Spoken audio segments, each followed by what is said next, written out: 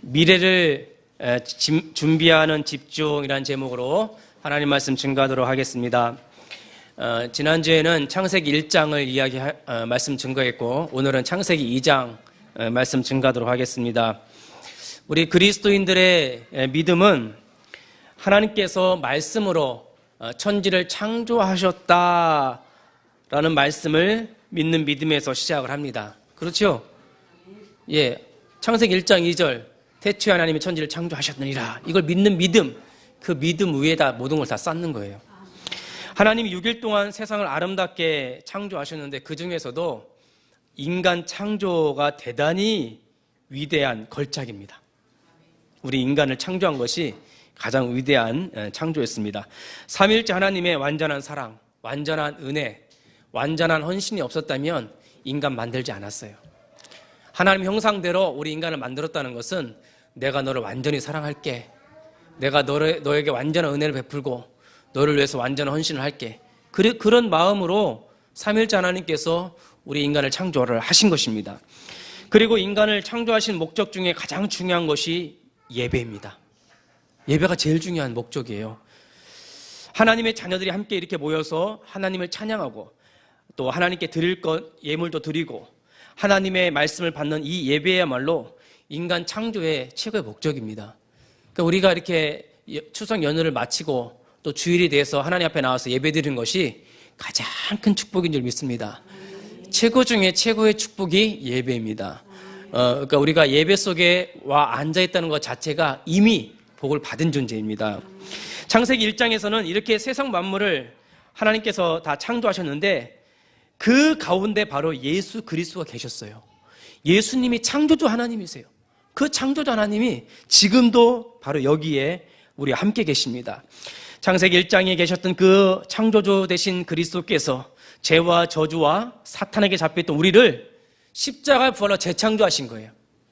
재창조하셔서 이렇게 새롭게 우리를 부르셔서 예배를 지금 받고 계신 겁니다. 이 십자가야말로 우리에 대한 완전한 사랑이고 완전한 은혜고 완전한 헌신이죠. 우리를 창조하신 그 은혜가 바로 여기 있는 것입니다. 그런데 오늘 또 창세기 2장은 더 중요합니다. 오늘 창세기 2장은 그냥 여러분들이 에덴 동산 이야기구나, 선악과 이야기구나 그렇게만 생각할 수 있는데 그것이 아니라 더 중요한 의미가 창세기 2장에 숨겨져 있습니다. 왜냐하면 창세기 1장에 엄청난 천지 창조가 있었잖아요. 창세기 3장에 엄청난 타락이 있었잖아요. 그 중간에 창세기 2장을 넣는 거예요. 창세기 2장에 숨겨진 그 비밀이 어마어마한 거예요. 이 창세기 2장에 우리가 미래를 준비하는 그 뭔가 비밀이 그 2장에 숨겨져 있어요. 우리가 단순히 창세기 2장을 그냥 에덴 동산 만들어 놓고 아담 하와 만들어서 그냥 뭐 부부가 돼서 한 몸을 이룬다, 이런 단순한 이야기가 아니에요. 창세기 2장은 우리가 창세기 3장, 6장, 11장을 대비하는 엄청난 그 준비가 거기 있는 거예요. 그러니까 오늘 말씀을 통해서 나의 미래를 준비하는 중요한 언약을 붙잡기를 주님의 이름으로 축원드립니다. 자, 그러면 첫 번째로 우리가 미래를 준비하는 첫 번째는 바로 주일 예배입니다. 우리가 주일 예배를 잘 준비를 해야 됩니다. 그게 미래를 준비하고 나를 살리는 길입니다. 자, 창세기 2장 1절에 3절에 천지와 만물을 다 이루어지니라 하나님이 그가 하시던 일을 일곱째 날에 마치시니 그가 하시던 모든 일을 그치고 일곱째 날에 안식하시니라. 하나님 그 일곱째 날을 복되게 하고 거룩하게 하셨으니 이는 하나님이 그 창조하시며 만드시던 모든 일을 마치시고 그날에 안식하셨음이라. 일주일, 이 7일에 하루하루가 다 중요합니다. 그러나 하나님은 특별히 한 날을 정하시고 그날을 복되게 하시고 그날을 거룩하게 하셨어요. 6일을 일하시고 한 날을 복되게 하고 그날을 거룩하게 하셨다 이 말이에요. 그날에 복을 주고 그날을 구별했다는 거예요. 그 날이 바로 주일입니다. 이 주일날 쉼이라고 하는 것은 예배를 말하는 겁니다. 여기서 말하는 쉼이라고 하는 것은 재충전을 말하는 거예요. 뭐 하나님이 재충전할 필요가 있겠습니까? 이건 우리에게 주신 메시지예요. 하나님이 쉬었다는 건 너희들이 쉬라는 거예요. 내가 쉰다는 것은 너희들 쉬어서 너희를 재충전하겠다는 거예요. 쉼은 재충전이고 쉼은 예배예요. 그래서 마지막 한날을 복되게 하고 거룩하게 했다는 것은 그날은 다른 걸 다 중단하고 하나님 아버지 앞에 나와서 새 힘을 얻으라는 거예요. 그래서 나머지 다가올 미래를 준비할 수 있는 충전의 날을 삼으라는 겁니다. 그래서 그날이 중요한 거예요. 하나님이 하루 쉰 것처럼 너희들도 그렇게 쉬라는 거예요. 여기 육신적인 쉼은 일을 멈추면 쉴 수가 있고, 근데 요즘은 무슨 쉬는 게 아니에요. 쉬는데 냅다 그냥 불금이라 해갖고 불금부터 시작을 해갖고 주일 저 밤까지 마시는데 그게 무슨 쉼이에요? 맞습니까? 그 쉼이 아니죠. 그건 쉼이 아니에요. 사람들이 쉼이라는 것은 중단하는 거예요. 그러니까 이제 사실은 술도 월요일부터 금요일까지 먹어야 되는 거지, 혹시나 뭐 먹는 분은 없겠지만서도 혹시 먹더라도 그날 먹어야지 토요일, 주일날 이런 날 먹지 말아야 되는 거예요. 쉼이라고 하는 것은. 그래서 주일날은 정말 온전히 쉼다. 온전히 하나님 앞에 나온다. 그런 의미가 있어요. 그래서 육신적으로는 이렇게 몸을 쉼은 쉬지만 영적인 쉼이라고 하는 것은 하나님의 말씀을 먹음으로 영적인 쉼을 얻을 수가 있습니다. 영적인 쉼은 말씀을 먹어야지만 오는 거예요. 생명의 말씀이라고 했잖아요. 말씀을 생명의 양식, 생명수라고 했잖아요. 그러니까 우리의 영혼은 하나님의 말씀을 먹고 생명수를 마셔야지만 우리의 영혼이 진짜 쉬는 거예요. 그래서 주일 예배의 자리에 오는 것이 쉬는 거예요. 그러니까 주일날은 사실 하루 종일 교회에서 예배 드리고 성도가 같이 교제하고 또 찬양 예배 드리고 심지어는 농안 예배도 같이 드리고 그렇게 하면서 의뢰받고 하는 것이 쉼이에요. 그게 진정한 안식의 의미가 있습니다. 같이 찬양하고 같이 예배드리고 또 기도도 하고 헌금도 드리면서 우리가 영적인 힘을 얻는 것입니다. 예수 그리스도께서 십자가의 보혈로 우리를 재창조해 주시고 부활하신 그 날을 주일로 확정하신 거예요. 그래서 예수님이 부활하신 오늘 주일이 그 날이에요. 그러니까 이제 유대인들은 토요일 날 쉬었죠. 유대인들은 토요일 날 쉬어요, 지금도. 그러나 우리 그리스도인은 주일 날 쉬어요. 첫째 날 쉬어요. 바뀌어버렸어요. 우리 예수님께서 금요일 날 돌아가시고 안식일 날 무덤에 있었어요. 그러니까 사람들은 이스라엘 백성들이 안식일 날 전부 예배 드린다고 안식일 날 제사 드리고 했지만 그때 안식일의 주인 되신 예수님은 무덤에 있었어요. 안식을 폐해버린 거예요. 그리고는 안식 후 첫날 예수님이 부활하심으로 그날을 예배의 날로 교회를 통해서 확정해버린 거예요. 그러므로 달력 보면 첫째 날이 빨간 날이에요. 빨간 날, 첫째 날을 전부 쉬게 해서 그날을 재창조의 날로 만드시고 그날을 주일로 만드셔서 그날 부활하신 주님 앞에 다 모이도록 해버린 거예요. 그래서 달력 보면 맨 첫 주일을 쉬게 하고 진정한 안식일로 만들어놔버린 거예요. 근데 유대인들이 토요일을 쉬게 만든 거죠. 5일 근무제 만든 사실은 그런 전략이 있는 거예요.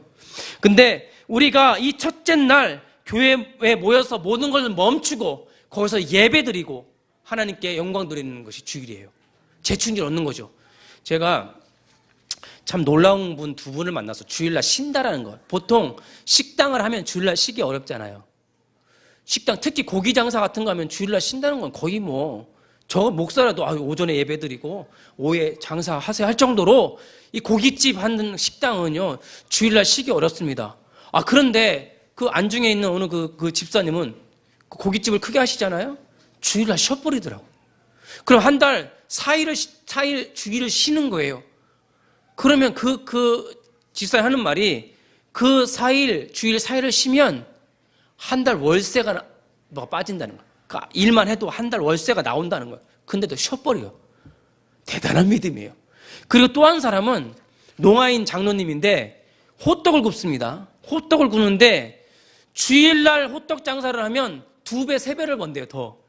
근데도 쉬어버리더라고요. 거기 노점상들 쭉 있는데 주일날 쉬는 사람은 자기밖에 없대요. 주일날 노점상들이. 보통 월요일날이나 화요일날 이런 데 쉬지 주일날 안 쉬. 근데 그 장로님은 쉬어버리더라고요. 대단한 믿음이에요. 그러니까 이 사람들은 생명을 건 거죠. 주일 예배에 생명을 건 거예요. 진정한 나의 영적인 쉼, 예배에 생명을 걸어버린 거예요. 주님이 그거를 창세기 2장 1절 4절 말씀에 딱 각인을 시켜버린 거예요. 아담아 쉬어라 이거예요. 이 마지막 날 내가 이 날은 복되게 했고 거룩하게 했으니 너희들이 6일 동안 열심히 일하고 하루는 주님 앞에 내서 예배를 드리라는 거예요. 그러니까 우리도 예수를 믿고 진짜 하나님 자녀 됐으면 직장 얻을 때도 주일날 쉬는 걸로 얻으셔야 돼요. 진짜예요. 힘들고 어려워도 그래 난 주일날 쉬는 걸로 찾을 거야. 조금 시간이 걸리고 좀 보수가 좀 적어도 난 주일 예배를 최우선으로 잡고 직장도 그런 걸 잡을 거야. 그렇게 하세요. 그게 진짜 믿음이죠. 그래서 예배 생활을 잘하는 것 자체가 복이고 그것이 참 안식인 것입니다.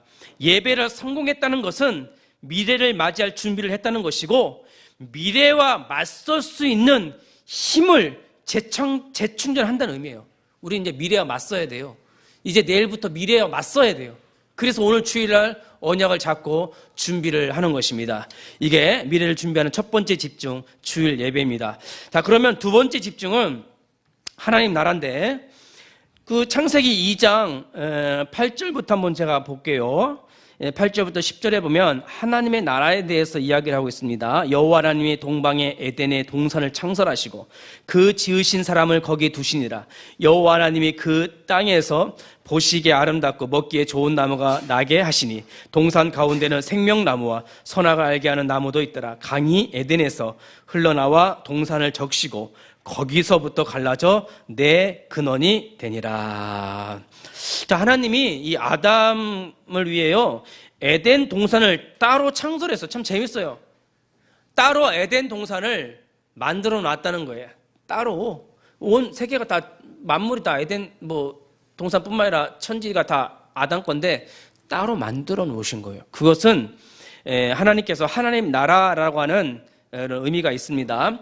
그 지으신 사람을 거기 두셨어요. 그리고 거기에 보기에 아름답고 먹기 좋은 나무를 나게 하셨어요. 그런데 여러분 에덴 동산을 보면 경계를 만들어 놓은 거예요. 이상하죠. 에덴 동산에 경계를 만들어 놓고 각종 먹기 좋은 나무들을 쫙 만들어 놓은 거예요. 과일들을 막 만들어 놨어요. 이번 추석 때니까 과일 많이 먹으셨죠? 맛있습니까? 맛있죠? 사과도 맛있고 배도 맛있고 메론도 맛있고 참 맛있게 먹었습니다. 이번에 배 터지게 과일을 먹었습니다. 그 천국은 비교가 안 될 만큼 에덴 동산은 비교도 안 될 만큼 맛있는 과일이 있었을 것 같아요. 아주 맛있는. 그러니까 생명 과일이죠. 그 먹으면 생명. 근데 에덴 동산을 보면은 가운데 중앙에 잘 보세요. 그림을 그려보세요. 에덴 동산에 가운데 뭐가 있어요? 선악을 알게 하는 나무가 있었죠. 그것만 있었던 게 아니에요. 중앙에 이렇게 선악을 알게 한 나무가 있고 그 옆에 뭐가 있었어요? 생명나무가 있었어요. 그리고 잘 보세요. 에덴 동산에 하나님께서 생명나무를 두고 선악 알게 한 나무를 딱 두고는 거기서 뭐가 흐르게 했어요? 여기 보면 강이 4개가 사방으로 흐른다고 했어요. 강이 어디서 흘렀겠어요? 여기는 없지만은 예를 들면 어디서 흘렀겠어요? 중앙에서 흘렀죠. 강은 그 중앙에서 흘러야지만 사방으로 흘러가는 거예요. 그러면 선악과하고 생명나무인데 생명나무가 있는 데서 흘렀으리라고 봐요, 저는. 그러니까 생명나무도 있고 생명나무 과일은 아담과 하와한테 준 거예요. 너희들은 생명나무의 과일을 먹고 그걸 가지고 영생해라. 그리고는 거기서 뭐가 흐르겠어요? 강이 흘렀어요. 그 강은 각 땅을 적셨다고 그랬어요. 그럼 그 생명수와 생명과일이 중앙에서 흘러나왔다는 거예요. 그러면 하나님의 나라 에덴 동산이라는 경계를 두고 거기에 중앙에 생명나무를 두고 선악과를 알게 하는 나무를 두고 강 사방으로 생명수가 흐르게 한 거예요. 그게 하나님의 나라입니다. 하나님의 나라의 중심에 누가 계세요? 예수 그리스도가 계신 거예요. 그리고 거기서 뭐가 흘러나와요? 생명수가 흘러나오는 거예요. 그리고 거기서 생명과일이라는 것은 하나의 말씀이 계속 거기서 나오는 거예요. 그러니까 하나님의 나라라고 하는 것은 여러분들이 이게 에덴 동산이라고 하는 것은 하나님의 나라를 말하는 거예요. 하나님의 나라를 우리에게 주셨는데 그 하나님 나라의 중심에 예수 그리스도가 계신 거예요. 그리고 거기서 끊임없이 생명수가 흘러나오게 한 거예요. 자, 그러면 예수 그리스도가 지금 어디에 계시냐? 하늘 보좌 우편에 계시지만 성령으로 지금 어디에 내주에 계셔요? 우리 심령에 내주에 계신 거예요.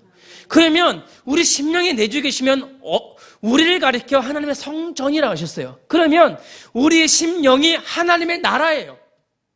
우리가 자체가 너를 하나님의 성전 삼고 너를 하나님이 거하신 집으로 삼겠다는 거예요. 그래서 나 자신 개인 자체가 비록 작고 연약하지만 우리 자신 자체가 하나님의 나라예요. 어떻게 보면 영적으로 에덴 동산이 돼버린 거예요, 우리가. 그리고 이 작은 하나님의 나라에 모인 것이 교회예요.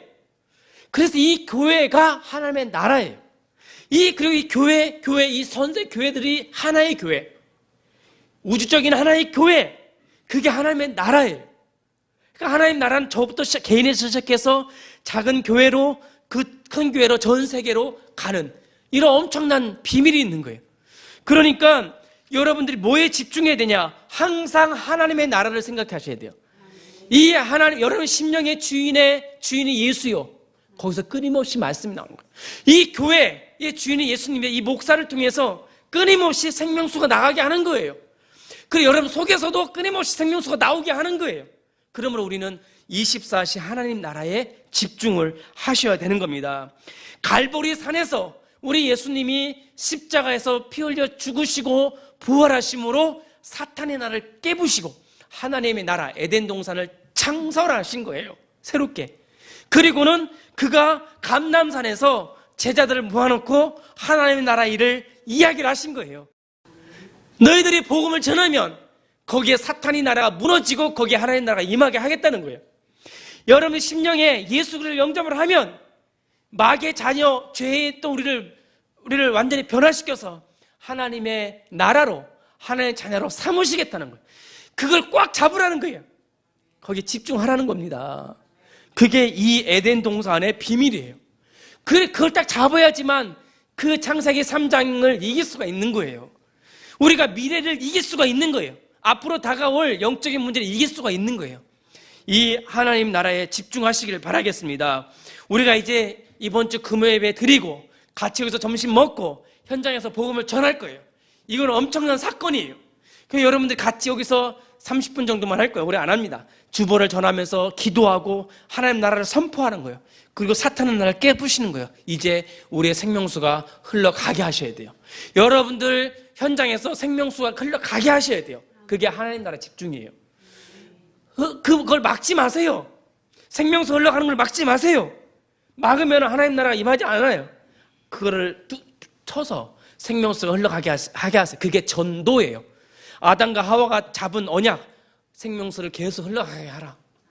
그래서 이쪽으로 흘러가게 하고, 네가 경작하는 것은 여러 가지 의미가 있는 거예요. 경작이라고 하는 것은 이쪽으로 흘러가는 걸 이쪽으로 좀 떨어서 이쪽으로 물을 흘러가게 하고, 이쪽으로 터서 이쪽으로 물을 흘러가게 하고, 그러면 흘러가는 곳마다 생명이 이렇게 나게 한다. 그게 경작이라는 의미가 있는 거예요.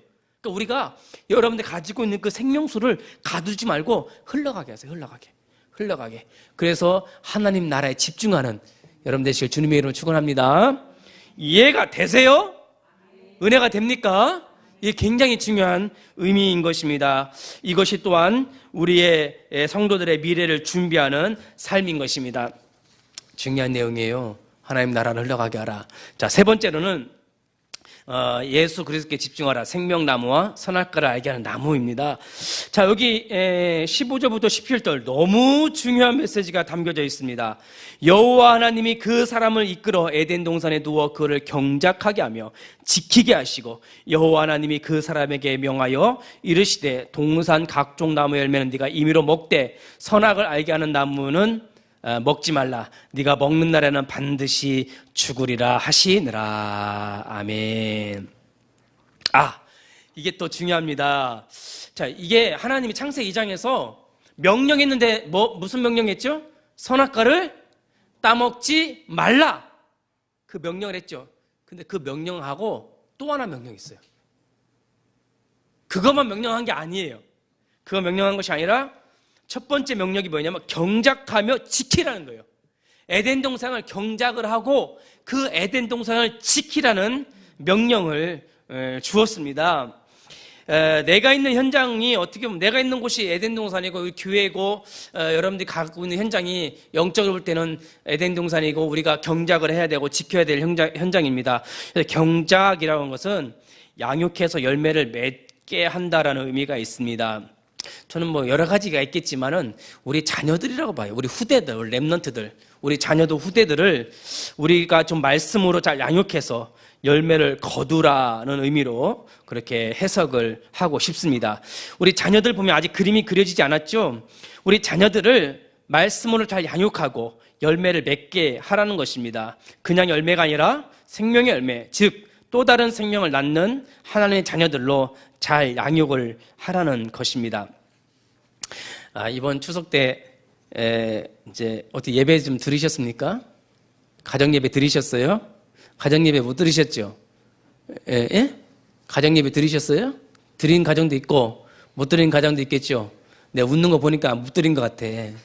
가정 예배 잘 못 들은 것 같은데 이제 제가 이제 가정 예배를 이제 이렇게 드리는데 이렇게 이제 아이들이 많아요. 우리 큰형님은 아들만 넷이야. 아들만 넷인데 이렇게 같이 이제 예배를 드리고 제가 이제 자녀들을 이렇게 하는데 참 안타까워. 제가 같이 있었으면은 메시지도 주고 같이 했을 텐데 참 안타깝고 그래요. 그리고 이렇게 또 농아인들도 보면은 자녀들이 있는데 안타까워요. 그리고 우리 여기 성도들도 보면은 자녀들이 있는데 참 안타까워요. 제가 우리 자녀들 어떡할까?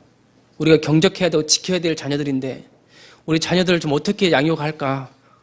참 고민이고 걱정입니다. 그러나 여러분들 지금부터 언약 잡으십시오. 우리 자녀들 경작하고 지켜야 될 현장이구나. 우리 자녀들 경작하고 지켜야 돼요. 지킨다라는 것은 빼앗는 자가 있다는 겁니다. 빼앗는 자가 있으니까 지키라고 하는 거지 빼앗는 자가 없는데 어떻게 지키라고 합니까? 우리 자녀들을 빼앗을 자가 있다는 게 마귀고 사탄이에요. 하나님은 경작하고 지키라고 하는 명령은 창세기 3장을 염두에 두고 하신 말씀이지 그냥 하신 말씀이 아니에요. 우리 자녀들 마귀에게서 사탄에게서 귀신문화에서 흑암문화에서 좀 지키고 잘 경작해서 또 다른 열매를 맺게 하라는 거예요. 우리 부모들 엄마들이 그렇게 해야 돼요. 우리 엄마들이 중요합니다. 특히 엄마들이. 근데 우리 자녀들 보면요 엄마들은 정말 열정을 가지고 잔소리까지 해가면서 예배 성공시키고 싶죠. 그러나 자녀들은 부모의 뒷모습을 보고 배운답니다. 앞모습을 보고 배우는 것이 아니라 부모의 뒷모습을 보고 배운대요. 우리 부모가 예배 잘 드리고 있나? 우리 부모가 정말 주님 중심으로 말씀 중심으로 살고 있나? 우리 아버지가 정말 예배생활 잘 드리고 이중생활 안 하고 교회 다르고 집 다르고 하면 안 되잖아요. 교회에서나 집에서 어디서나 똑같이 그리스도인으로 잘 살고 있나? 그 뒷모습 말하는 거 한마디를 다 보고 자녀 다 배운대요. 그러니까 여러분들이 먼저 예배 성공하고 여러분들이 먼저 그렇게 은혜 가운데 있으면 자녀들은요 반드시 돌아오게 되어 있습니다. 그러니까 여러분들 영적 싸움 하셔야 돼요. 우리 자녀들을 귀신 문화한테 빼앗기면 안 됩니다. 진짜 치열하게 우리 자녀들을 데리고 교회 데리고 오세요. 정말 치열하게 싸워서 우리 자녀들을 예배 성공시키도록 하셔야 됩니다. 꼭 기억하시길 바라겠습니다. 그러려면 두 번째 명령, 선악과를 먹지 말라 그랬어요. 네가 먹을 것은 따로 있다는 거예요. 너희들이 먹을 것은 선악과가 아니라 따로 있는데 바로 생명나무를 바라보라는 거예요. 동산 중앙에 있는 생명나무를 집중하지 않으면 선악과를 따먹고 싶은 욕망을 이길 수가 없어요. 우리가 예수 그리스도를 집중하셔야 돼요. 미래를 준비하고 미래 영적 싸움에서 이기려면 그 에덴 동산의 중앙에 있는 선악과 바로 옆에다가 생명나무를 두고 즉 예수 그리스도를 집중하셔야 돼요. 그렇지 않으면 욕심, 세상을 이길 수가 없습니다. 제가 이제 추석 때 가면은 애들이 많잖아요. 애들이 많으면은 용돈을 줘야 되잖아요. 애들이 많이 용돈을 줘요. 그러면은 제가 그동안 용돈을 못 줬어요. 용돈을 애들을. 그 조카들 용돈을 못 줬어요. 근데 이번에는 작정을 하고 내가 빚을 내서라도 작정을 하고 이렇게 다 그냥 봉투를 딱 준비를 해갖고 이렇게 줬어요. 탁 주는데 마음이 어땠을 것 같아요? 예? 그 주는 기쁨이 괜찮더라고요, 이게. 이게 주는 기쁨이 이렇게 괜찮더라고요. 그래서 내가 딱 봉투 이만큼 들고 가져. 하나씩 가져가자. 자, 엄마도, 아버지도. 이렇게. 그게 좋더라고요. 여러분, 이게요. 이 돈이라는 것은 예수 그리스도께 집중 안 하면은 욕심이 생기는 게 돈이에요. 이게 세상의 탐심이라고 하는 것은, 죄라고 하는 것은 예수 그리스도를 바라보지 아니하면 이길 수가 없어요. 여러분, 권세, 권력, 이 세상의 욕심, 귀신 문화는요, 예수 그리스도에 집중 안 하면 절대로 이길 수가 없어요. 창세기 3장에 뱀이요, 선악과를 따먹으라 했을 때 그 옆에 뭐가 있었어요? 선악과 옆에 뭐가 있었어요? 생명나무가 있었어요. 생명나무는 충분했어요. 선악과 안 먹어도 돼요. 생명나무 옆에 있어요. 옆에 보였다니까요. 선악과 옆에 생명나무가 있었어요. 아니, 뱀이 저거 따먹으라. 아담과 하와는요, 이것만 먹어도 충분했어요. 예수 그리스도면 충분해요. 근데 이거 갖고 부족해. 나는 이것도 따먹어야 돼. 욕심을 이길 수가 없는 거예요. 여러분들이요, 가정에서나 직장에서나 모든 걸 직면했을 때에 예수 그리스도 집중 안 하면 절대로 마귀 사탄이 이길 수가 없어요. 여러분, 앞으로 우리 미래를 준비할 때 예수님 곧 다시 올 텐데, 앞으로 영적인 혼란 시대가 오는데 우리가 그 미래를 준비하는 집중 중에 집중이 오직 예수예요. 오직 예수 집중해야지만 영적 싸움에 이길 수 있고 그 땅을 경작할 수가 있고 우리 자녀들을 지킬 수가 있는 거예요. 그래서 여러분들 죽으나 사나 오직 예수예요. 오직 예수 하시기를 바라겠습니다. 이 선악을 알게 하는 나무 열매를 먹지 말라.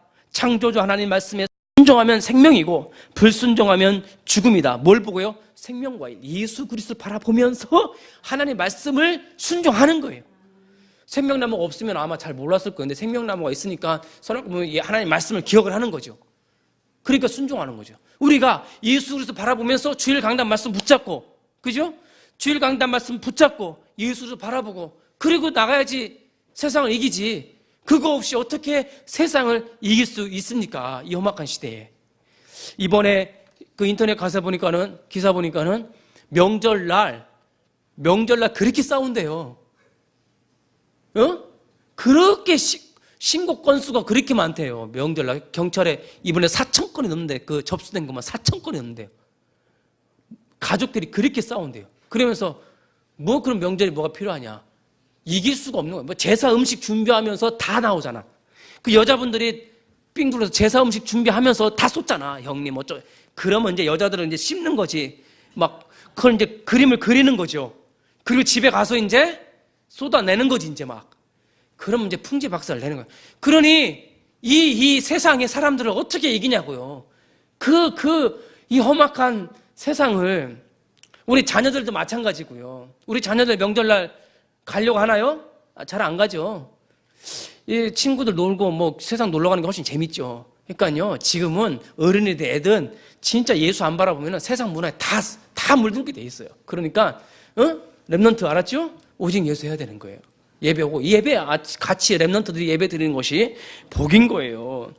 그래서 값없이 주어진 이 은혜, 예수 그리스도를 집중하는 것이 미래를 지키는 가장 확실한 보험이다. 보험을 얼마나 많이 들든지, 어떤 사람은 수입의 거의 뭐 반 이상을 보험에다 써도 가장 확실한 보험은 예수 그리스도라. 자, 네 번째 집중은 세계복음화입니다. 세계복음화인데, 이번에 뭐 인터넷 기사를 보니까 가장 듣기 싫은 말 1위가 청소년들 결혼 언제 하니, 뭐 직장 언제 가니, 뭐 이런 건데, 그게 결혼의 의미를 전혀 모르는 거죠. 우리는요, 그리스도인들은 결혼의 의미를 다시 한번 되새겨야 돼요. 자, 아담이 이르되, 자 18절 보세요. 아담이 이르되 이는 내 뼈 중에 뼈요 내 살 중에 살이라. 이것을 남자에게서 취하였은즉 여자라 부르리라 하니라. 이러므로 남자가 부모를 떠나 그의 아내와 합하여 둘이 한 몸을 이룰지로다. 결혼한다고 한 몸이 되나요? 질문할게요. 여기서 중요한 것은 네 번째 집중은 세계복음화인데 세계복음화 할 때 집중은 한 몸이래요. 아담 혼자 있으니까는 돕는 배필이 필요해서 하와를 줬어요. 갈빗대로 하와를 줘서 보여줬는데, 이제 아담이 보고 너무 좋은 거죠. 왜? 맨 털 달린 짐승들만 보다가 자기가 살이 똑같으니까 너무 좋은 거죠. 맨 이상하게 막 코끼리처럼 뼈가 이렇게 나오고 막 사자처럼 막 여기 뭐 이렇게 하고 이런 인간 그런 동물만 보다가 자기가 똑같은 뭐 모양새가 비슷한 여자를 보니까 얼마나 좋아해요. 그러니까 내 살 중에 살이요, 내 뼈 중에 뼈라 이렇게 막 좋아했던 거죠. 그런데 그게 중요한 것이 아니라 여기서 핵심은 한 몸이에요. 한 몸이 중요한 거예요.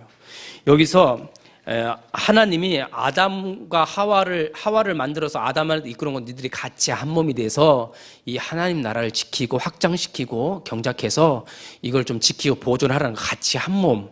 그래서 우리가 단순히 한 몸이라는 것은 결혼해서 그냥 잠자리를 같이 해서 아이를 낳는다. 그런 것을 의미하는 것이 아니에요. 물론 그런 것도 육신적으로 볼 때 있지만 더 중요한 영적인 의미가 있습니다. 여러분, 한 몸이라고 하는 것은 한 방향으로 간다 이런 뜻이 있어요. 부부가요 한 방향으로 가야지 한 방향으로 안 가면 그건 부부가 아니에요. 지금요 부부가요 다 깨져버렸어요. 그냥 집에만 같이 있는 거지 전부 마음이요 따로가 있어요. 그건 진짜 한 몸이 아니에요. 한 몸이라는 것은 한 방향으로 같이 가고 있다. 같은 목적을 가지고 한 방향으로 같이 가는 것이 한 몸이고 그게 진짜 부부예요. 그래야지만 세계복음화가 이루어지고 가정복음화가 이루어지는 거예요.